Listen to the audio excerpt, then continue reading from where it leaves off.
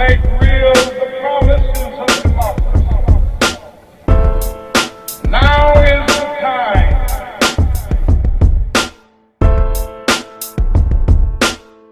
Hey everybody, this is your main man, Brother Saeed. And this is your brother, Doc Sen. And you're looking at... Let's talk about it. Listen, after the break, we're going to come back and we're going to jump right into... We're going to talk about the high cost of college tuition, and we're going to talk about celebrity sellouts, brothers and sisters who are using their celebrity to kind of keep us in a position of weakness rather than a position of strength. We'll be right back. Garrett Morgan was born March 4th, 1877 in Paris, Kentucky. In 1907, Morgan opened his own sewing machine and shoe repair shop, which he later expanded into a tailoring shop as well. Morgan patented a safety hood and smoke protector after seeing firefighters struggling from the smoke they encountered in the line of duty. Having invented other things such as the self-extinguishing cigarette, black hair oil dye, and the curved tooth comb to straighten hair, he's probably best known for his invention of the traffic signal. This is Wesley Locks Daniels, and this has been your Black History Moment. All right, welcome back. You're watching Let's Talk About It with your brother, Doc Sen. And your main man, Brother Saeed. And something we talked about I want to get into, man. And we're going to talk about what you call, and I accept and I agree with, celebrity sellouts. Now, recently, my brother Steve Harvey, who I actually have respect for, you know, you have to respect what he's done. You know, I always show respect for a man's career. But he recently had Paula Deen on his program, and, you know, we all know the situation with Paula Deen and what she's done and what she said. And, you know, he's talking about having her mentor young black men. Now, it was really hard for me not to be disgusted, and so I just gave into the feeling and I was disgusted by it. Because to me, that's more of the kind of buck dancing, step and fetch it kind of foolishness that is really setting us back. And it really not only sets us back in terms of race relations, but it sets us back in terms of respect. It sends a message to those within the white community and those races that they can do what they want to do and say what they want to say. And we accept it. And we'll accept it. And we'll, you know, come back, oh, it's okay, monster, you know, here, you know, come on and do this with us.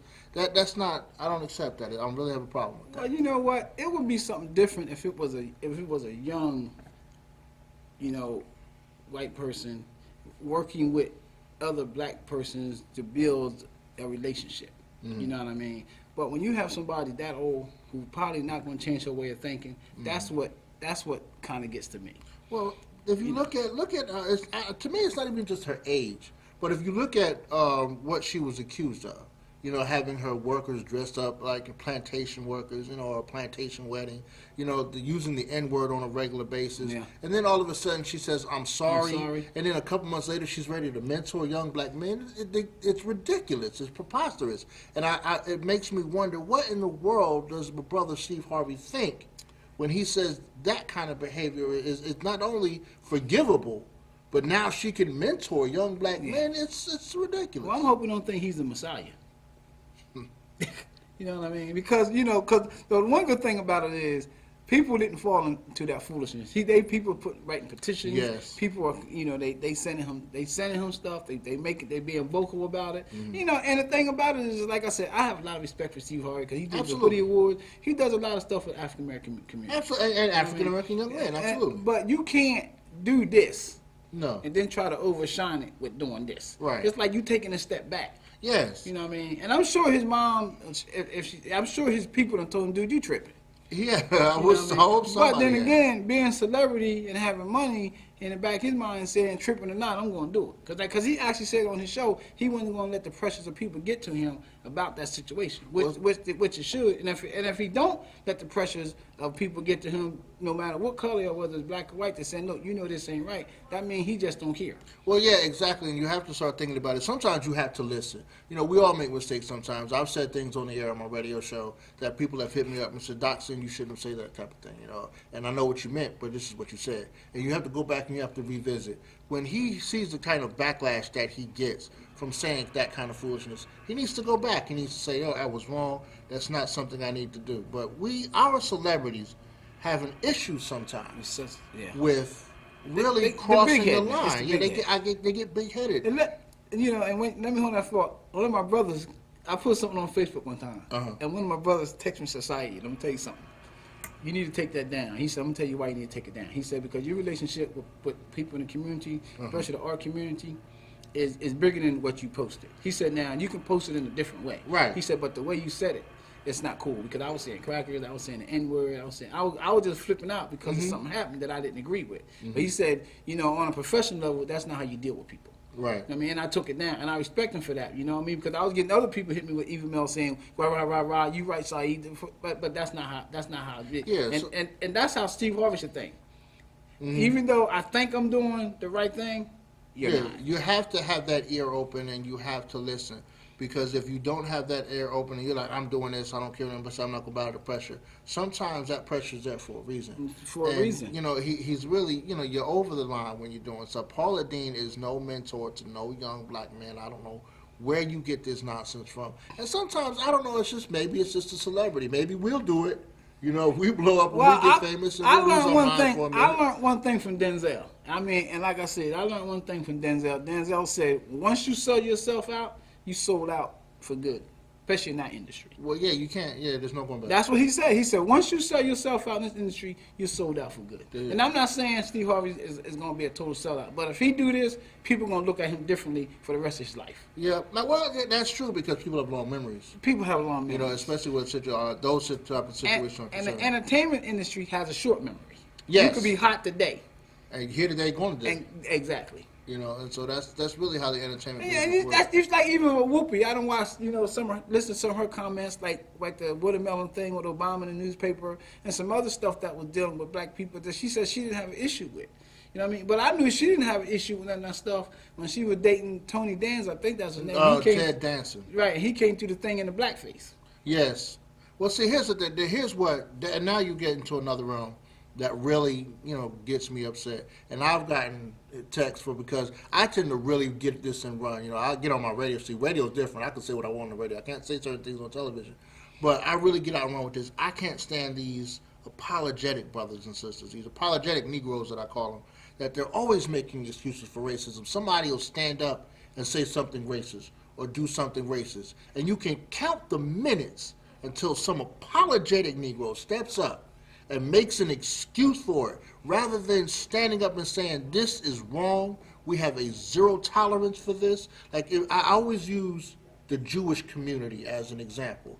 They do not tolerate anti-Semitism. They do not. At all. At all. In no uncertain terms. You cannot be anti-Semitic and get away with it. The Jewish community will collectively call you on it. They will call you on and it. put you in check. And you know the thing about the Jewish community, and I have respect for it, like you said. One thing about them, whether we like what they do in Israel, whether we like what they do here, they believe in what they believe 100%. Yes, and they stand together. And they stand together.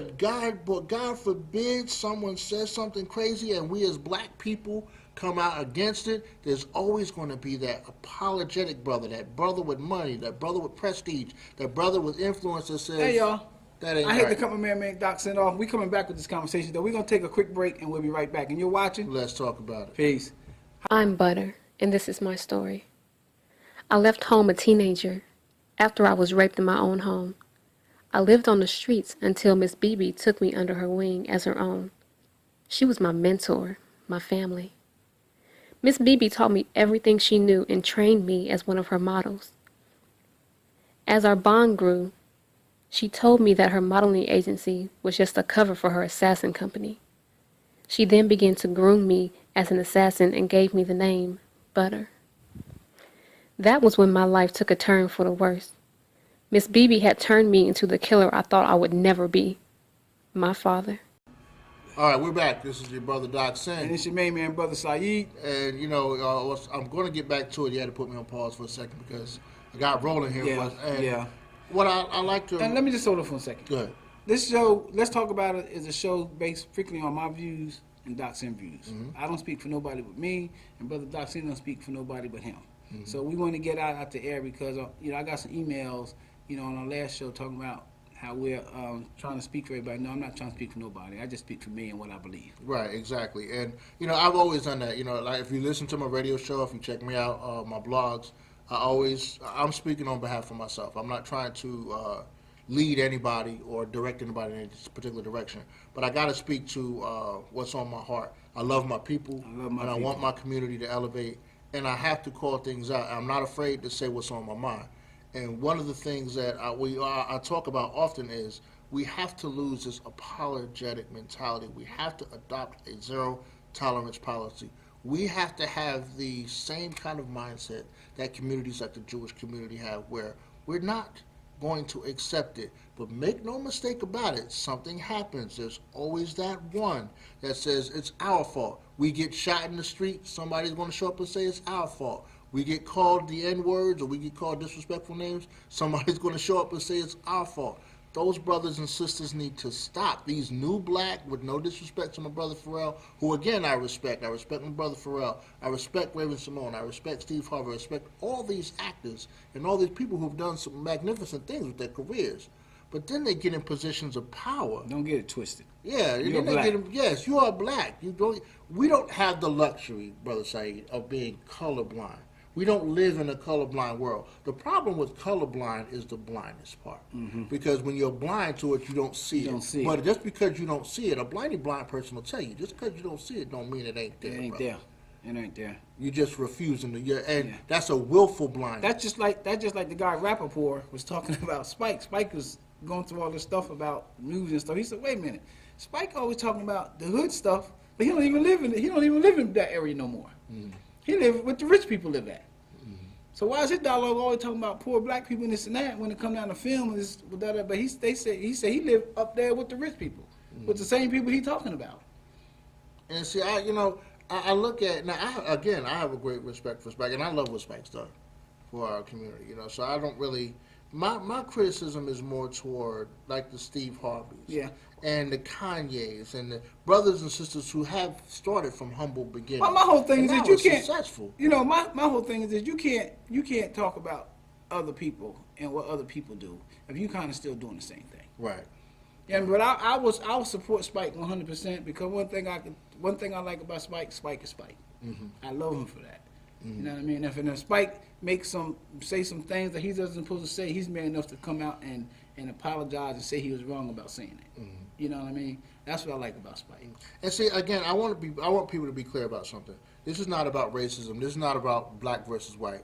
This is not about hatred against the white community. But it's about pride in yourself and taking pride in yourself. And there's no pride in divesting from your community. There's no respect in divesting from your community. That doesn't make you stronger when you say, oh, I don't want to be labeled black, or oh, I'm not this or that. That doesn't make you stronger. That makes you weaker, because what you're doing is essentially you're just like taking a plant and pulling it up by its root. Yeah. You're not rooted in your community And anymore.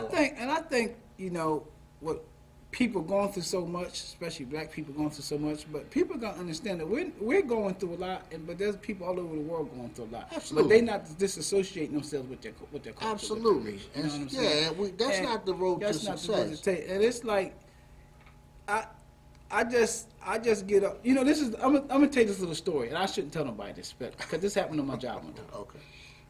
I got moved to a position, on my job. And one thing about me, I never ever put myself above or beyond anyone. Anybody know me will tell you that. But when people hate you for being moved into a position, and these people are people of your own race, that's a bad feeling, man. It is. It's a really bad is. feeling. And I know why they moved me there, because they didn't want to deal with them. And I accepted that. And I used to tell the boss, look, bro, I have a job to do. I'm not here to make you happy. I'm here to take care of my wife and my son. That's what I'm here for.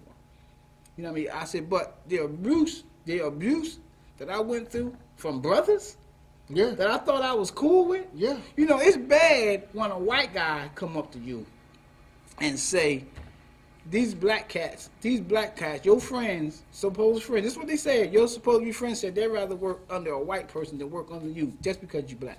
There Now, are a how lot you of- deal with that? Yeah, it's difficult too, because it's like, dang, you don't have that sense of family. You thought that if anybody would have your back, these cats would. And it reminds me of remember the issue with Trayvon Martin, and I had a really spirited couple of shows on my radio show. And I had brothers, and some brothers in the Christian community, and even family members going, you going to get somebody killed. And I'm like, whoa, I really thought that they were with me on that. We were all together on that, but instead they were like, hey, pipe down type cipher. And I'm like, well, if we pipe down, if we don't make make noise about it, that could be my son tomorrow. That could be your son tomorrow. We all got children. We all got boys. I mean, what is this? And so it's really difficult. But you have to act, even when you have that, you have to act in the best interest of not only yourself, but your larger family. Because if you don't, again, you know, they're not going to, racists really don't discriminate. They don't you can sit and discriminate. say that I don't label myself this or that. They don't care. They don't Because care. at the end of the day, they see what they see when they look at you. And they don't get to judge you, and they don't get to decide what you're worth, but you're going to have to deal with that. And you know, whether and you know what's accept it or funny, not. and you know what's the funny thing about it? You know, whoever you choose to be your mate, that's on you. Right. That's not my thing, but that's on you. Right. So if you choose for your mate to be of the same sex as you, if you can't deal with being black, how you dealing with being? Yeah. You know what I'm saying? My thing is, I don't judge anyone. Anyone. I'm a very egalitarian kind of brother. I think everybody should be equal, regardless of And we whatever. talked about that. Your race, And we creed, talked color, about that. sexual orientation, whatever. You know, religious persuasion, whatever. I think everyone should be equal. But that said, we should also, at the same time, celebrate. But you know what Biggie said? Yeah, celebrate that. our uniqueness. It was all a dream. I know that's right. You see what I'm saying? I know that's right. Well, I think we should, while we're all equal, we should celebrate our uniqueness and what separates And us what and really trips me out, this is like the most diverse country in the world. We got the most hate in the world. Yeah. I can't figure that out. Everybody, you know what I mean? You got blacks dating whites, you got Orientals here, you got everybody here, and everybody dates everybody. Yeah. Everybody dates everybody, and we can't, and it's just, how can you not get along if you in the rainbow?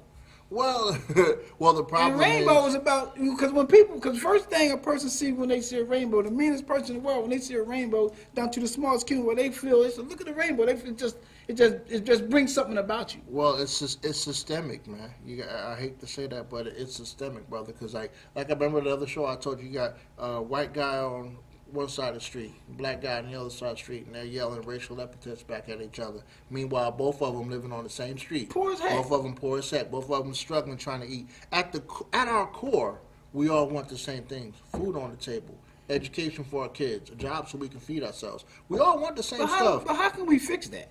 Well, what we have to do is we have to start to focus on what unites us rather than what divides us. We have to really come together. And the only way to do that is we all have to respect each other's individual needs. That's the big problem. It sounds easy, but when white people can't get upset when black people say, look, racism is a problem, and if you're privileged as a white person and we need to work on that. You can't get upset because it's the truth. And at the same time, if our sisters come to us and say, brothers, we need your help, brothers, in doing this, we have to have an ear for that. If we come together based on what unites us and not what divides us, we'll be all right. Because if you look at the top 1% of this country, they control half the nation's wealth. And it doesn't matter whether you're white or black, or Asian or whatever. The reality of it is you got 1% of the families and people in this country controlled, basically running this joker. Yeah. And so we have to come together and push back on the system. But you got so many things dividing us: Republicans versus Democrats, black versus white, straight versus gay. There's so many paradigms set up to keep us divided rather than focusing on the basics. I need this, you need that. Okay. I need this, you need that. Let's come together based on that. What we're gonna do? We're gonna go to another break, and you're watching. Let's talk about it. And when we come back, we're actually going to talk about the high cost of college tuition. Yes. Which I think is the same way as part of being like in prison. Yes. Because debt is being in prison. Yeah, yes it is. And major debt is Yes. like being in prison. Absolutely. Okay, so you're watching, Let's talk about it. and this is Brother Saeed. This is your man, Doc C. Peace.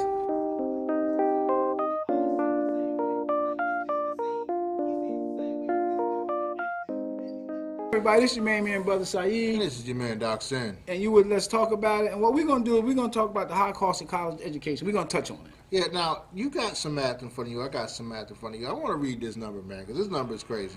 Over the last 3 decades, tuition has increased 1,120%, while by comparison, even the skyrocketing cost of health care only rose 600%, and housing costs have gone up just about 375%. Now, all those numbers are crazy, but the college tuition number is really the craziest.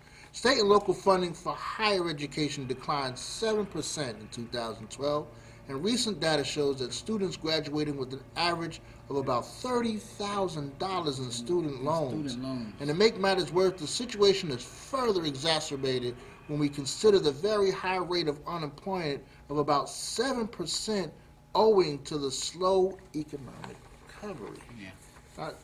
Saeed, I know you're passionate about that, and I am too now because, see, I have a daughter who is now a senior in high school, and she's talking to me about going to college, going to A&T. She wants to go to State. She maybe wants to go to UNC.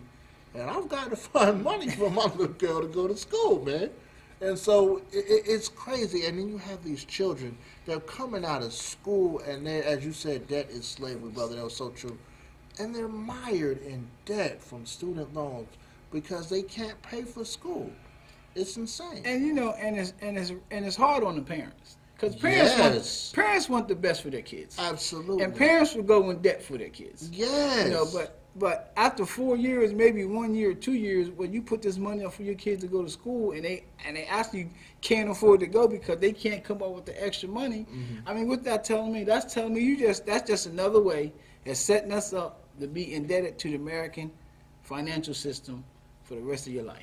I have to agree because you look at it, and see a lot of people say, oh, well, parents should have saved. Well, no. Because if you look at the number, look at the rising 1,120%. That means that the value of the dollar that you saved years ago is next to nothing compared to now. You didn't save for that type of increase. You saved for what you thought the number would be, but none of us could have predicted that kind of huge, massive increase in tuition. It's like they figured it out early. Let's brainwash them on spending more on education so they can be less educated. And I'm going to tell you why I say that. If you're going to have me spend $30,000 a year to go to college for 4 years, I really ain't that smart. Yeah. I mean, let's face it. Because in reality, you can go to a 2-year college and honestly, and get, I'm not going to say a better education because it's not longer, but you can put a dent in that financial burden in your pocket. Well, I think that also it's a means. I've always said it, to me, it's a means of control. It's control. And the reason I say that is because if you look at it, that means that with those kind of numbers, the higher education degrees, they're only going to be available to those who are very financially well off. So that means the rich get richer, you know, and the poor stay poor. Because if you can't go to school, you can't avail yourself to the higher degrees. You can't get your law degree. You can't get your doctorate without going into a mountain of debt. And so you're going to see a lot more kids going, I just can't afford it. But the whole thing about it is just, it's like these kids, they don't really know what they're getting themselves into. And I'm not trying to tell nobody not to go to college. I'll never tell nobody not to to better themselves educationally. But you have to look at your situation. Can I really afford to do this? You know what I mean? And then if you're looking at all these kids getting out of school, they can't even get jobs. No, right. You've got kids coming out with degrees, working at McDonald's. Walmart and McDonald's. Yes, man. And so it's really a crazy, crazy cipher. And they're not really having an opportunity at advancement. It all starts in elementary school. When they sell you on the fact this is where you're going to be for the rest of your life. No, you can't take this.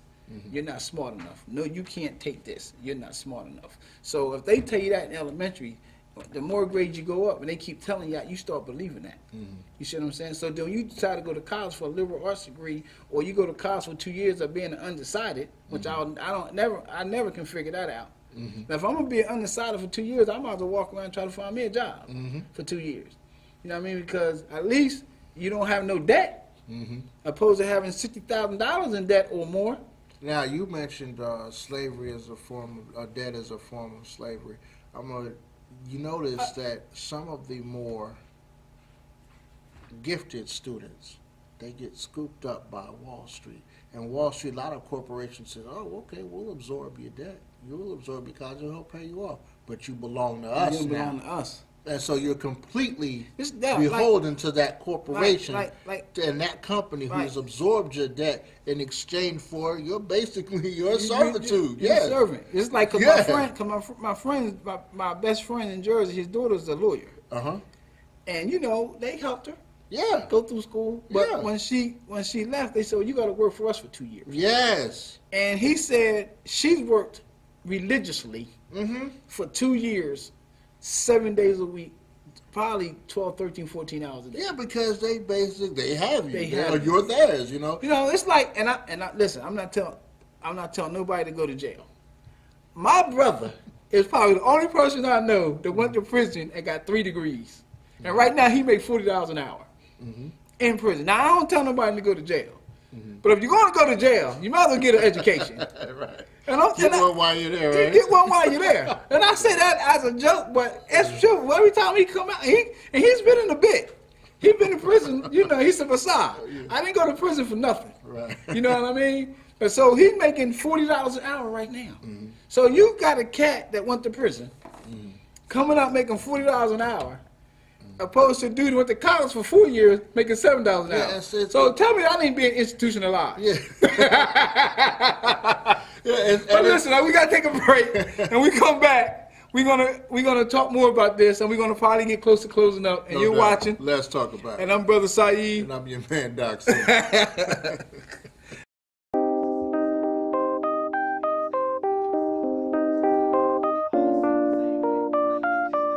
All right, this is Let's Talk About It with your man, Doc Sin. And this your main man, Brother And Saeed. we're going to go ahead and close the show out, brother. And listen, I just want to let everybody know that the thing I said about my brother was true, but I love my brother because he got out. You know what I mean? He doing the right thing. He a family man. But it was funny because he said, Saeed, I ain't going to prison for nothing. He said, I got to learn something. And it is what it is, though. So look, you're watching, Let's talk about it. and we will be back. Well, I think we'll be back probably for the first of the year, maybe. Maybe we'll get something in the fourth quarter this year. It's been a pleasure. It's been a doing big the show pleasure. with It's you, been man. a big I appreciate pleasure. it. You know what I'm saying? Yeah, and I hope everybody enjoyed, our show. Hope everybody called the TV station and said, look, man, we want them back on. We on mile 48, every morning from 6:30 to 7. Right. You make sure you check us out, 637 right here on my 48. And again, you can follow me on Twitter at DocSin. Check out my radio show at blogtalkradio.com/DocSin. And you can email me, paymentmedia@gmail.com. And you can hit me at, pitchron@yahoo.com. My Facebook page is Pitchron TV, Pitchron Film Awards, and what else?